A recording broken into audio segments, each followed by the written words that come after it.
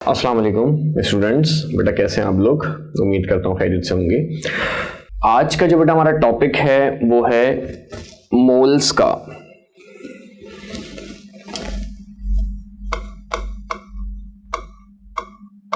ठीक है, मोल के बारे में आज हमें पढ़ना है कि मोल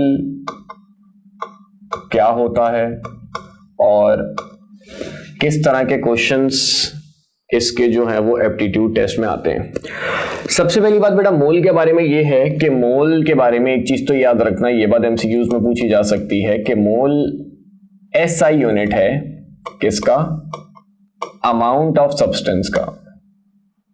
ठीक है, किसी भी चीज के अमाउंट को जब मेजर किया जाता है तो वो मोल्स में किया जाता है।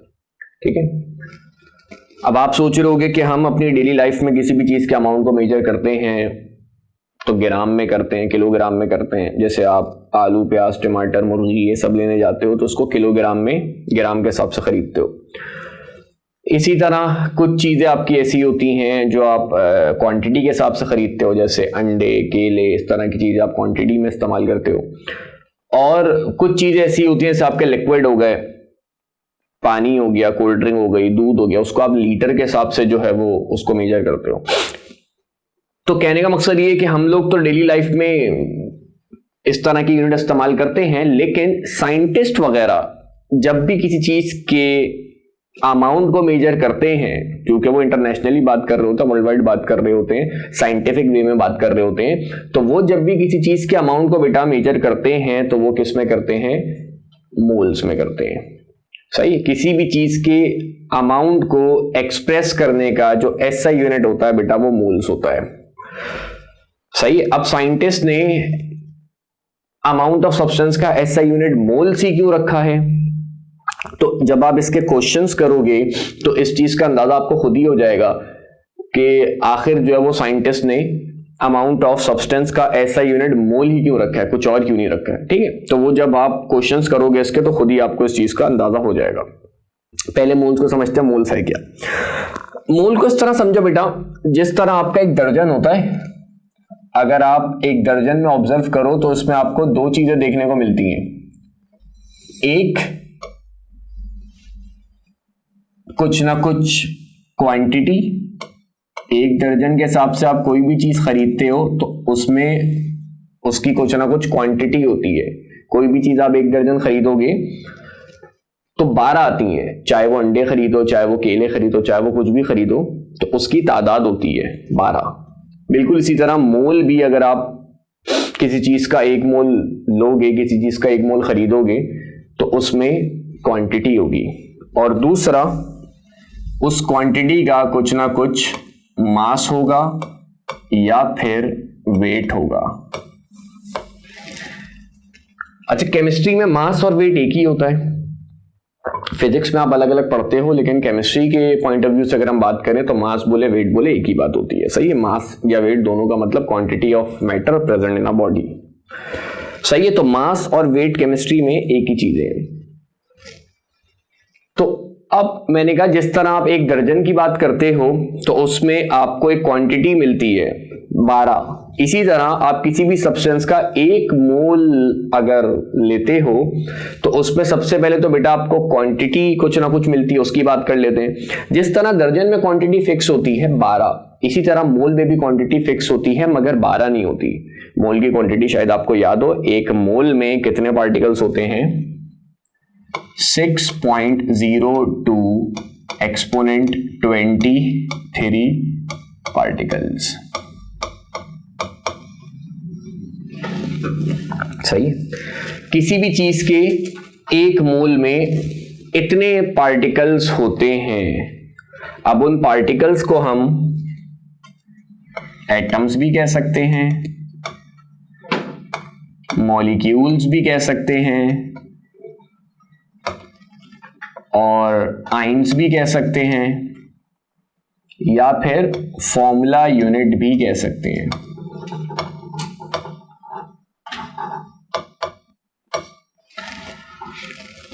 ठीक है, अब एटम, मॉलिक्यूल, आइन, इन सब का डिफरेंस आप पहले भी पढ़ चुके हो।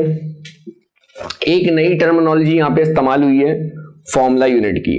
फॉर्मूला यूनिट और मॉलिक्यूल्स ये दोनों आपके तकरीबन एक ही होते हैं, बस इसमें एक छोटा सा फर्क होता है। देखो मॉलिक्यूल का वर्ड जो है वो नाम से ही पता चल रहा है, यानी ये किसी ना किसी मॉलिक्यूलर कंपाउंड का होगा, कोवलेंट कंपाउंड का होगा। अगर वो कंपाउंड आपका आयोनिक है तो उसके सिंगल यूनिट को फिर मॉलिक्यूल नहीं कहते, उसके सिंगल यूनिट को फॉर्मूला यूनिट कहते हैं। जैसे NaCl है आपका, सही है। NaCl की अगर हम बात करें बेटा तो NaCl का जो सिंगल यूनिट होगा उसे हम मॉलिक्यूल नहीं कहेंगे, उसे हम फॉर्मूला यूनिट कहेंगे। तो आगे जाके आप इन दोनों की जगह एक वर्ड भी इस्तेमाल कर सकते हो, क्योंकि इतना कोई खास दोनों में फर्क है नहीं। अगर फर्क पर्टिकुलर हम यहाँ पे इसका जाने तो दोनों में ये फर्क होता है कि अगर वो कंपाउंड आपका कोवलेंट है, मॉलिक्यूलर कंपाउंड है, तो फिर वो मॉलिक्यूल है। अगर वो आपका आयनिक कंपाउंड है तो फिर उसके लिए मॉलिक्यूल का वर्ड इस्तेमाल करना सही नहीं है, उसके लिए फॉर्मूला यूनिट का वर्ड इस्तेमाल किया जाता है। ठीक है, तो वो कोई भी चीज हो, चाहे वो एटम हो, चाहे वो मॉलिक्यूल हो, चाहे वो आइन हो, चाहे फॉर्मूला यूनिट हो, उसका अगर आप एक मोल आपके पास है तो उसमें पार्टिकल्स की तादाद बेटा हमेशा 6.02 एक्सपोनेंट 23 ही होगी। और इसे हम नाम देते हैं किसका?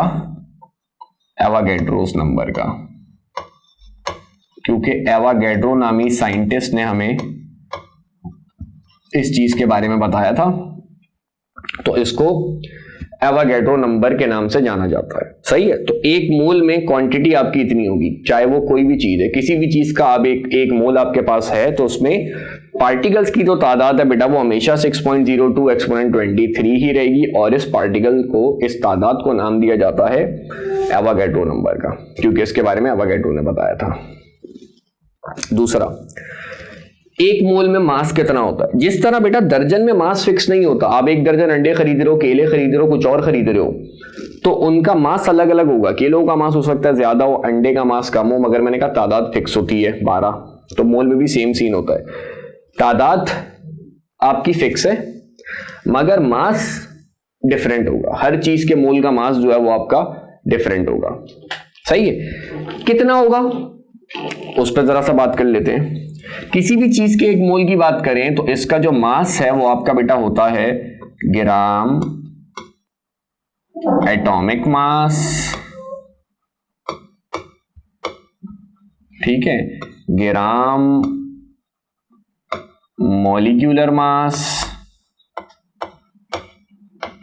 और ग्राम फॉर्मूला मास। क्या मतलब हुआ इस बात का बेटा? अगर वो आपका एटम है, जैसे हम H की बात करें, हाइड्रोजन की बात करें, तो हाइड्रोजन जो है बेटा वो आपका एटम है, तो इसके मास को बोला जाएगा एटॉमिक मास, जो कि कितना होता है 1, और इसका यूनिट होता है AMU। अब आपने क्या करना है, जस्ट AMU को हटा के उसकी जगह पे ग्राम लगा देना है। कार्बन का मास कितना होगा? इसका 1 मोल है कार्बन का, ठीक है, इसका मास कितना होगा?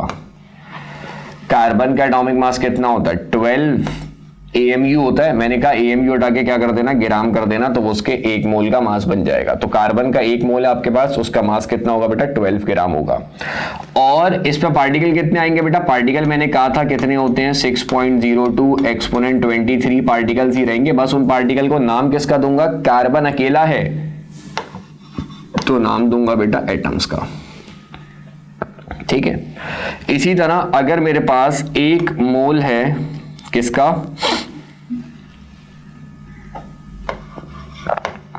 CO2 कर लो,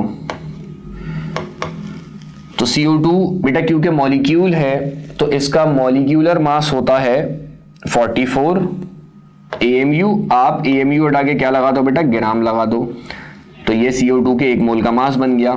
और इसमें पार्टिकल्स कितने होंगे बेटा? वही 6.02 एक्सपोनेंट 23। अब क्योंकि CO2 मॉलिक्यूल है बेटा तो उसको मैं नाम दूंगा किसका? मॉलिक्यूल्स का। इसी तरह 1 मोल है आपके पास किसका?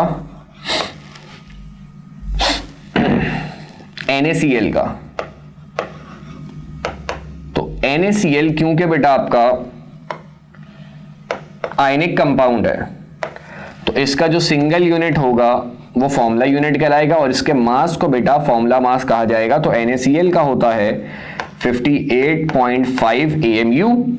AMU हटा के आप उसको ग्राम से रिप्लेस कर दो तो ये NaCl के 1 मोल का मास बन गया। और पार्टिकल बेटा इसमें कितने होंगे 6.02 एक्सपोनेंट 23 और उन पार्टिकल को नाम देंगे हम फॉर्मूला यूनिट का, क्योंकि NaCl बेटा आपका एक आयनिक कंपाउंड है। इसी तरह अगर मैं कहूं कि हमारे पास बेटा 1 मोल है किसका Na पॉजिटिव का, ठीक है, तो इसका Na का मास आपके पास होता है 23, ग्राम में एक्सप्रेस कर दो तो ये इसके 1 मोल का मास हो गया। और पार्टिकल इसमें कितने होंगे बेटा 6.02 एक्सपोनेंट 23।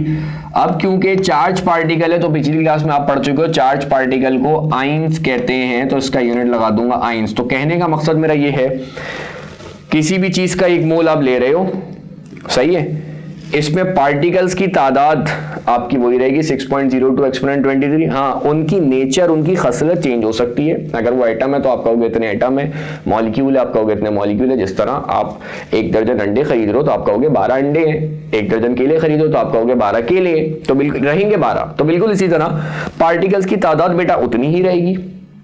अब अगर वो एटम है तो आप कहोगे इतने एटम है, इतने मॉलिक्यूल है तो आप कहोगे इतने मॉलिक्यूल है, लेकिन पार्टिकल की तादाद 6.02 एक्सपोनेंट 23 ही रहेगी। और मास अगर आप देखो तो बेटा सबका वेरी करेगा।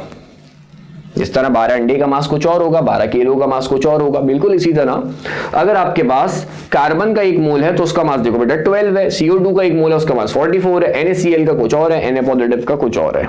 और ये बेसिकली होगा क्या, जितना उनका एटॉमिक मॉलिक्यूलर या फॉर्मूला मास होता है वही होगा। AMU हटा के आप उसको किससे रिप्लेस कर दोगे, ग्राम से रिप्लेस कर दोगे, ठीक है।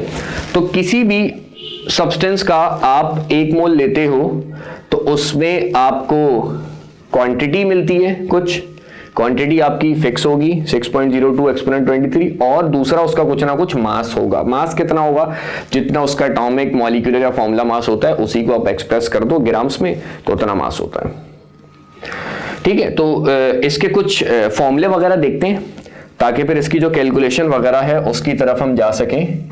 मोल्स के फॉर्मूले बेटा बचपन से पढ़ते आ रहे हो तो इसके थोड़े से हम फॉर्मूले देख लेते हैं ताकि फिर इसके क्वेश्चंस वगैरह कर सकें। मोल्स के बेटा अगर फॉर्मूले की बात करें तो मोल्स के 2 फॉर्मूले तो आप लोगों ने पढ़े होंगे। एक फॉर्मूला होता है मोल्स का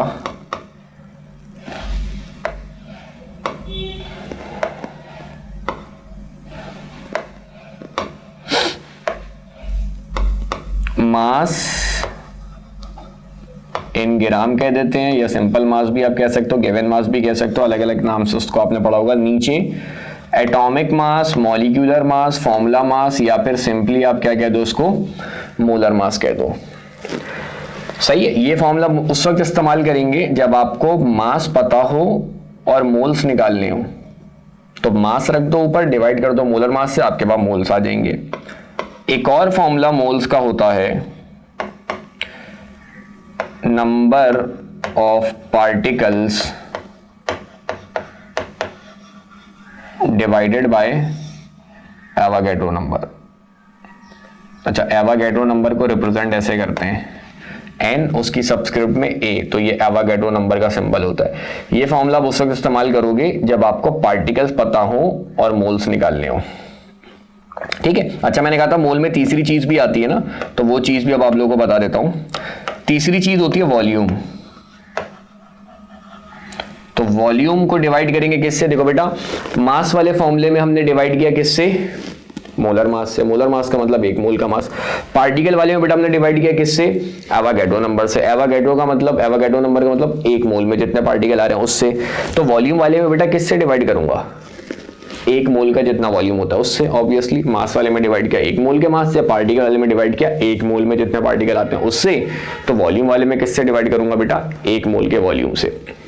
अब ये बताओ क्या 1 मोल का वॉल्यूम हर टेम्परेचर प्रेशर पे सेम रहेगा, तो नहीं। वॉल्यूम आपको पता है टेम्परेचर पे प्रेशर पे डिपेंड करता है। बॉयल्स लॉ, चार्ल्स लॉ पढ़ चुके हो, वॉल्यूम प्रेशर के इनवर्सली और टेम्परेचर के डायरेक्टली प्रोपोर्शनल होता है। तो अब जिस तरह मैं कहूं कि भाई CO2 के 1 मोल का मास होता है 44 ग्राम, आप बता दोगे फिक्स वैल्यू है। मैं कहूं CO2 के 1 मोल में पार्टिकल कितने होंगे, आप कहोगे 6.02 एक्सपोनेंट 23, यानी फिक्स है। अब मैं कहूं CO2 के 1 मोल का वॉल्यूम कितना है, तो इसकी भी एक फिक्स वैल्यू साइंटिस्ट को बनानी थी, मगर क्योंकि वॉल्यूम टेम्परेचर और प्रेशर पर डिपेंड कर रहा है, तो इसकी एक फिक्स वैल्यू बनाने के लिए साइंटिस्ट को क्या करना पड़ा, टेम्परेचर और प्रेशर की कुछ स्टैंडर्ड वैल्यू जो है वो सेट करनी पड़ी। तो वो जो स्टैंडर्ड वैल्यू साइंटिस्ट ने सेट की वो कहलाती है STP, यानी स्टैंडर्ड टेम्परेचर एंड प्रेशर, या फिर NTP भी कहते हैं इसको, नॉर्मल टेम्परेचर एंड प्रेशर। तो वो क्या होती हैं उसको देखते हैं। अच्छा, फिलहाल इस फॉर्मूले को मैं कंप्लीट कर देता हूं। मास वाले मैंने कहा किससे डिवाइड कर रहा है बेटा, मोलर मास से, 1 मोल के मास से। पार्टिकल वाले में किससे डिवाइड कर रहा है बेटा, एवोगाड्रो नंबर से, 1 मोल में जितने पार्टिकल आते हैं उससे। तो वॉल्यूम वाले में किससे डिवाइड करूंगा बेटा, 1 मोल के वॉल्यूम से, जिसे हम बोलेंगे मोलर वॉल्यूम। सही है। और जो कि मैंने कहा कि हर टेम्परेचर प्रेशर पे फिक्स नहीं होता, तो इसकी वैल्यू सेट करने के लिए, फिक्स करने के लिए साइंटिस्ट को टेम्परेचर और प्रेशर को फिक्स करना पड़ा, उनकी स्टैंडर्ड वैल्यू बनानी पड़ी। वो जो स्टैंडर्ड वैल्यू साइंटिस्ट ने बनाई उसको नाम दिया गया बेटा स्टैंडर्ड टेम्परेचर एंड प्रेशर, या फिर normal temperature and pressure STP, या फिर NTP। तो अब अगर मैं आपसे कहूं STP की बात करूं या फिर NTP की बात करूं, STP का मतलब standard temperature and pressure, NTP का मतलब normal temperature and pressure. STP या साइंटिस्ट ने स्टैंडर्ड वैल्यू क्या सेट की बेटा, टेम्परेचर की वैल्यू सेट की है 0 डिग्री सेंटीग्रेड, या इसको केल्विन में कन्वर्ट करो तो 273 केल्विन, या इसको फ़ारेनहाइट में कन्वर्ट करो, खैर उसकी जरूरत नहीं पड़ेगी लेकिन फिर भी लिख देता हूं 32 डिग्री फ़ारेनहाइट। ये वैल्यू साइंटिस्ट ने स्टैंडर्ड बना दी, साइंटिस्ट ने बनाई है, सही है, इसमें मेरा कोई हाथ नहीं है।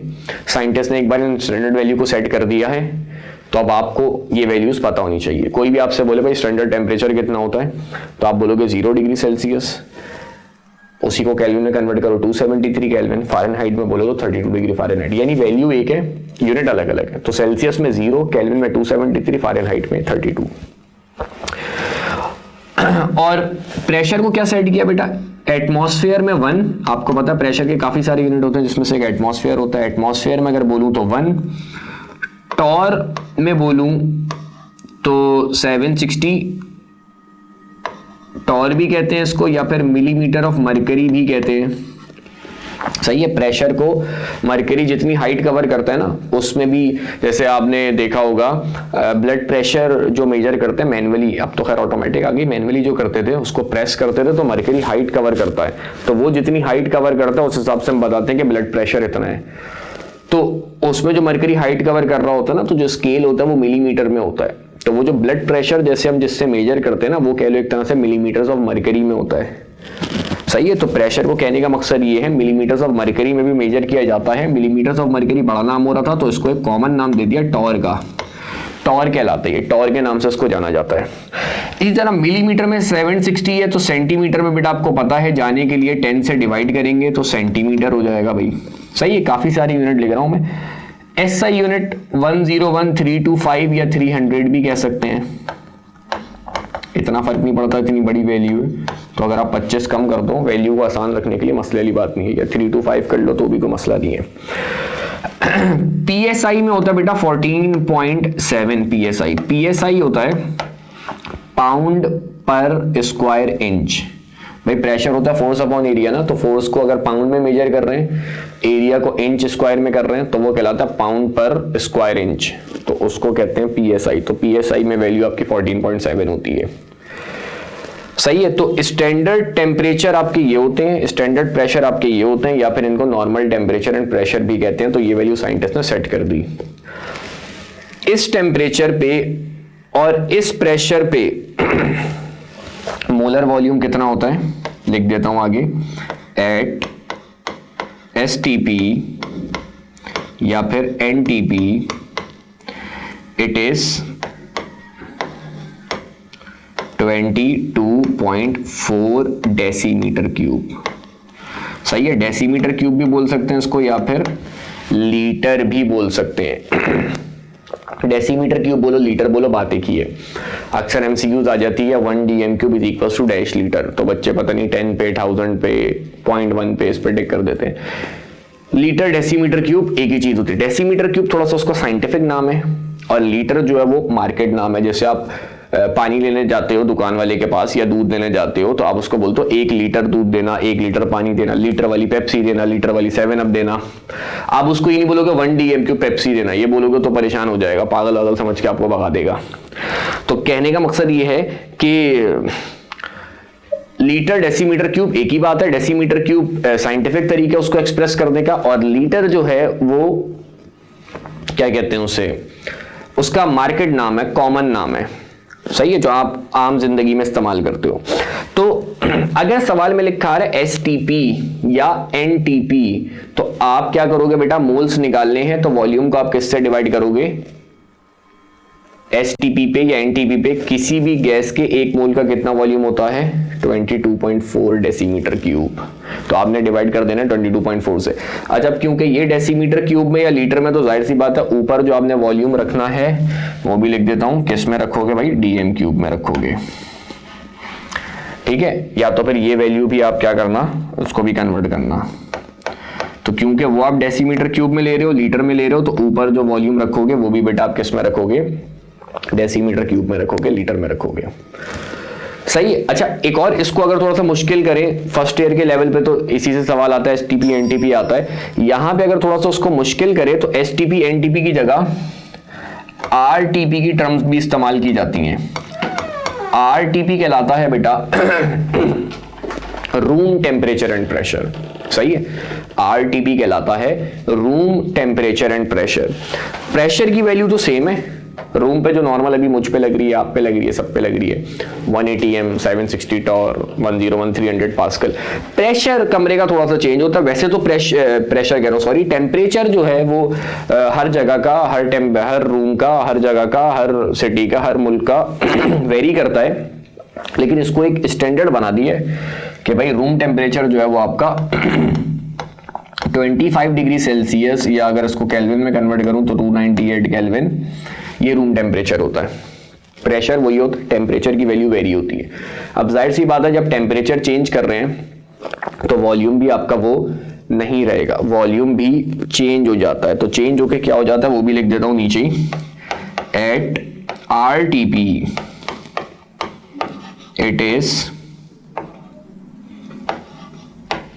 24 डेसीमीटर क्यूब या फिर लीटर, ठीक है। तो मोल्स के 3 फॉर्मूले बेटा आपके पास आ गए। एक आपके पास आ गया, जब आपको मास दिया हो तो आपने डिवाइड कर देना किससे, मोलर मास से, यानी 1 मोल के मास से, और दूसरा पार्टिकल को आपने डिवाइड कर देना बेटा किससे, एवोगैड्रो नंबर से, यानी 1 मोल में जितने पार्टिकल आते हैं उससे। और तीसरा वॉल्यूम वाला फॉर्मूला, वॉल्यूम अगर आपको गिवन हो तो आपने डिवाइड कर देना है किससे बेटा, मोलर वॉल्यूम से, जो कि एसटीपी एनटीपी पे 22.4 होता है और आरटीपी पे बेटा कितना होता है, 24 होता है, ठीक है। तो मोल्स के बेटा ये 3 फॉर्मूले जो हैं वो आपको याद होने चाहिए। अच्छा, अगर मैं ऊपर इसकी यहां पे इजाफा कर दूं, 1 मोल ऑफ कार्बन है तो उसका मास कितना है भाई, 12 ग्राम। कितने पार्टिकल उसमें आ रहे हैं, 6.02 एक्सपोनेंट 23। अब अगर मैं बोलूं, वैसे तो कार्बन सॉलिड है, लेकिन अगर मैं आपको बोलूं कि भाई इसको वेपराइज करें तो इसका 1 मोल कितना वॉल्यूम ऑक्यूपाई करेगा, 22.4 डीएम क्यूब ऑक्यूपाई करेगा एसटीपी पे, सही है। तो मैंने कहा था ना मोल में बेटा 3 चीज होती, तो तीसरी चीज वॉल्यूम होती है। किसी भी चीज का आप 1 मोल ले रहे हो तो उसमें पार्टिकल कितने होंगे, 6.02 एक्सपोनेंट 23। मास कितना होगा, जितना उसका एटॉमिक मॉलिक्यूलर फॉर्मूला मास होता है उसी को आप एक्सप्रेस कर दो किसमें, ग्राम में, सही है। फिर मैं कह रहा हूं रिप्लेस करना है, कन्वर्ट नहीं करना है। कन्वर्जन क्या, वो भी अभी एंड में बता दूंगा, कन्वर्जन फैक्टर क्या होता है, एमक्यू और ग्राम्स के दरमियान एमसीक्यूज में आ सकता है वो भी।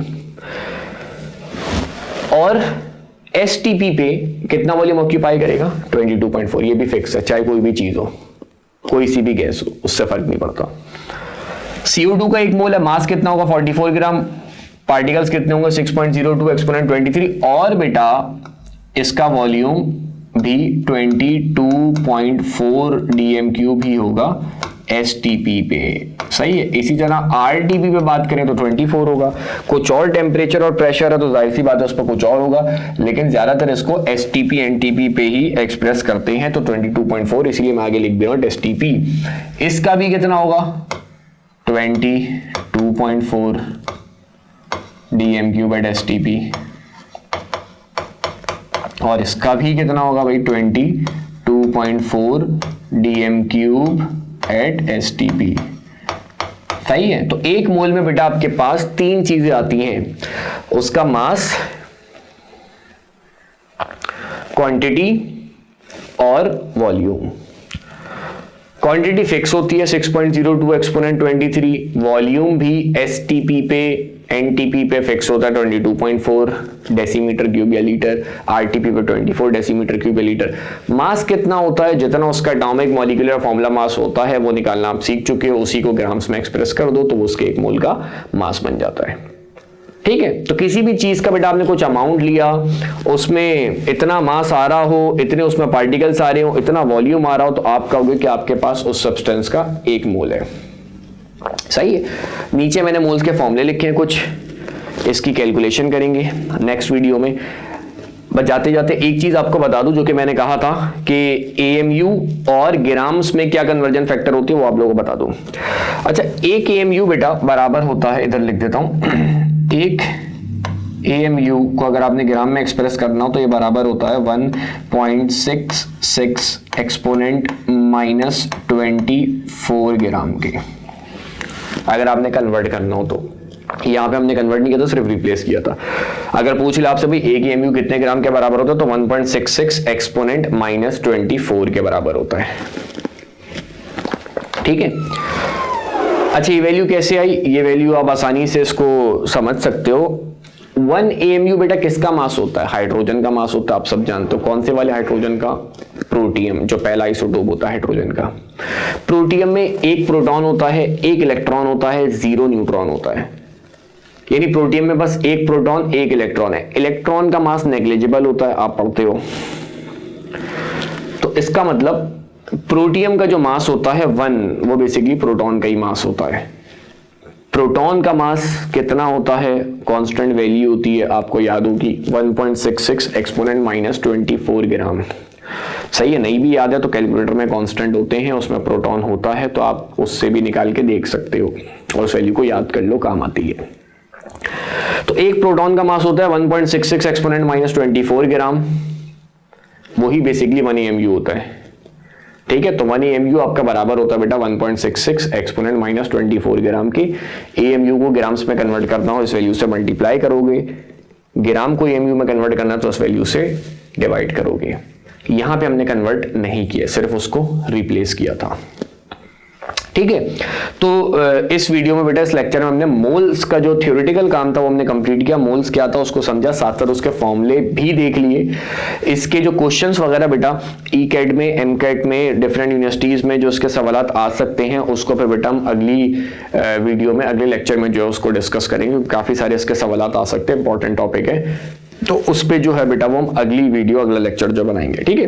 तो फिलहाल बेटा यहीं तक रखते हैं, नेक्स्ट वीडियो में, नेक्स्ट लेक्चर में आप लोगों से मुलाकात होगी। अपना ख्याल रखना, अल्लाह हाफिज़।